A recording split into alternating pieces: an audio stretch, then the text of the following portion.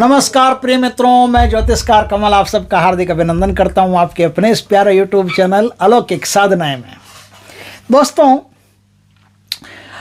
आपको पता है, आपको तो पता होगा ही, ये तो एक सामान्य बात है, कॉमन बात है। आपको पता है क्या होता है? देखिए दोस्तों, एक महापुरुष एक घर बनाता है। महापुरुष मतलब एक सामान्य आदमी, कोई भी हो, मैं भी एक सामान्य आदमी हूँ, मुझे भी घर बनाना है।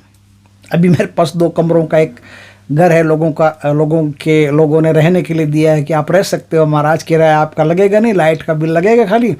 तो 2 कमरों का एक मकान है, जिसमें एक में मेरा ऑफिस है, एक में पूरा परिवार रहता है। मुझे मकान बनाना है, आपको भी मकान बनाना है, सबको मकान बनाना है। मकान किसको नहीं बनाना होता? जीवन में एक ही तो सपना होता है, बच्चों की शादी कर देना, बच्चों को पढ़ा देना, मकान बना लेना। और सरकारी कर्मचारी कोई भी होता है तो सबसे पहला काम यही करता है, लोन लेकर के मकान बनाता है। मकान बनाना तो आसान हो सकता है, जैसे तैसे जुगाड़ करके 5 रुपये इकट्ठा करके, भैया ऐसे नहीं बनेगा तो लोन पे बना लेंगे, सरकार से लोन ले लेंगे, तो सरकार से कर्जा लेकर के हम मकान बना लेते हैं। धीरे धीरे करके चुकाते रहते हैं, 10,000 15,000 रुपये पेट काट करके महीने का चुकाते रहते हैं, मकान बन जाता है। चलो, पीढ़ियों का धन हो गया, बच्चे आराम से रहेंगे, उनको रहने के लिए दिक्कत तो नहीं होगी। लेकिन क्या होता है, थोड़ा सीधा बैठता हूँ लेकिन क्या होता है, हम मकान तो बना लेते हैं, मकान बनाने के बाद भी मकान में सुख से रहना आसान काम नहीं है। कभी कभी ज़मीन का वास्तु इतना ख़राब हो जाता है कि हमको पता ही नहीं चलता, हमको तो जल्दी जल्दी में मकान बनाना रहता है, मकान बना लेते हैं, बिकना हाथ में नहीं है और हमारे चड्डी बनियान बिकने लगते हैं, ऐसी हालत हो जाती है। कभी ऐसा नहीं होता, कभी दूसरे तरीके से होता है। कोई तांत्रिक क्रियाएं करके उस मकान पर प्रेतात्माएं भेजना शुरू कर देता है, जिन्नों को भेजना शुरू कर देता है। मैंने कई लोगों को ऐसे भी देखा है, उनके घर में पत्थर आते थे, उनके घर में चलने की आवाज़ें आती थी जैसे कोई चल रहा है, उनके घर में बरकत नहीं होती थी, उनके घर में कितना ही कमा लो 1 रुपया नहीं बचता था, उनके घर में कितना ही चुप रह जाओ, लड़ाई होनी है और कोई ऑप्शन ही नहीं है, होगी। तो ये घर का तो काम नहीं है। ये तो लगता है कि यार घर बनाया कि नरक बनाया, क्या बनाया। इतनी हालत ख़राब हो गई, लाखों रुपया लगता है, 20-20 लाख, 30-30 लाख, कितना लगता है मकान बनाने में, लगता ही है। और उतना रुपया खर्च करके और हम फिर भी दुखी के दुखी, तो फिर फायदा क्या? रावण ने, महातपस्वी महाशिव भक्त, देखिए रावण की एक बात बताता हूँ। कई लोग रावण को ऐसे कुछ भी समझते हैं, मैं आपको रावण की एक बात बताता हूँ। भगवान शंकर को जब हम भोग चढ़ाते हैं, कोई भी भोग, चाहे वो भगवान शंकर को दूध चढ़ाओ, कुछ भी चढ़ाओ आप, भगवान शंकर के नाम का कोई भी भोग चढ़ेगा, उस भोग में 10वां भाग रावण को जाएगा, 10वां भाग रावण को भोग लगेगा। ये मेरी नहीं, शिव पुराण की व्याख्या है। शिव पुराण कहता है कि रावण को 10वां भोग लगेगा शंकर भगवान का। शंकर भगवान का इतना बड़ा भक्त था रावण, राम जी के मुकाबले रावण शिव जी का भक्त था। हो सकता है 1 इंच ज़्यादा ही हो, कम नहीं हो। ये राम जी की बात कर रहा हूँ, विष्णु जी की बात नहीं कर रहा हूँ, राम जी की बात कर रहा हूँ ना। तो राम जी के मुकाबले रावण शिव जी का भगत था, इतना बड़ा भगत था कि राम जी को शिव जी का भोग नहीं जाता, लेकिन रावण को शिव जी का 10वां भोग जाता है। बस महान गणों में से एक गण रावण को माना जाता है, और लंकेश को, लंकाधिपति महातपस्वी महाज्ञानी रावण को भोग जाता है। उस रावण ने क्या किया? एक मंत्र की खोज की या निर्माण किया, एक ऐसे मंत्र का निर्माण किया जो शंकर भगवान का मंत्र है।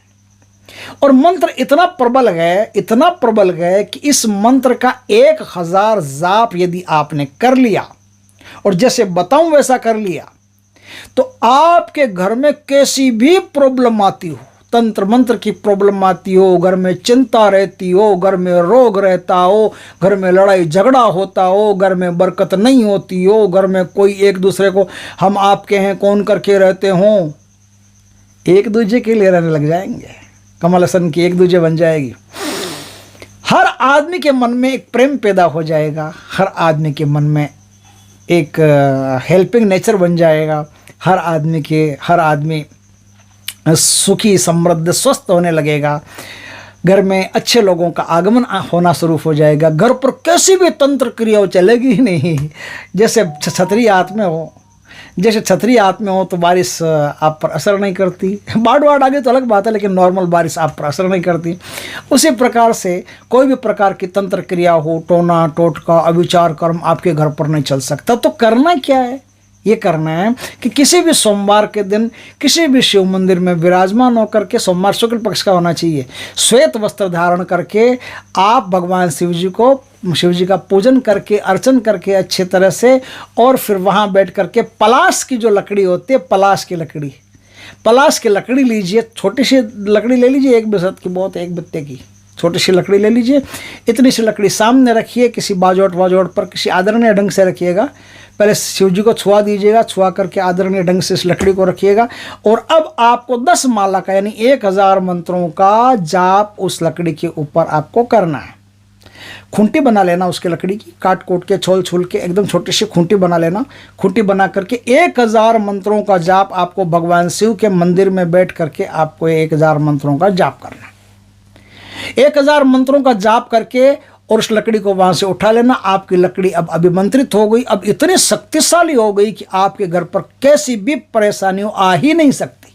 देखो, हानि लाभ जीवन मरण यश अपयश विधि हाथ, जो परमात्मा के हाथ है उसे तो कोई नहीं रोक सकता, लेकिन जो परमात्मा के हाथ से निकली हुई चीज़ है, जो आम आदमी जैसे कोई तांत्रिक वांत्रिक किसी को दुखी करने के लिए बहुत सारी चीज़ें भेजता है ना घर में, तो उनके लिए बता रहा हूं कि उनके लिए ये चीज़ रामबाण है, उन पर किसी भी कोई भी तांत्रिक का तंत्र क्रिया का प्रभाव नहीं पड़ेगा। तो आप करके देखिएगा।